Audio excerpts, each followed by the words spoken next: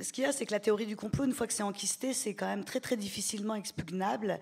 Et évidemment, je pense qu'on va en parler ce soir. L'idée, c'est d'aiguiser l'esprit critique.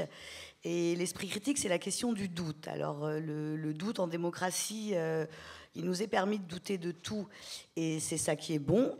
Des complots, il y en a qui ont existé. Pour citer ceux qui me viennent en tête, évidemment le Watergate, évidemment les armes de destruction massive pour pouvoir intervenir en Irak. Il se trouve que j'ai le sentiment que les complots finissent toujours par être dévoilés quand il y en a.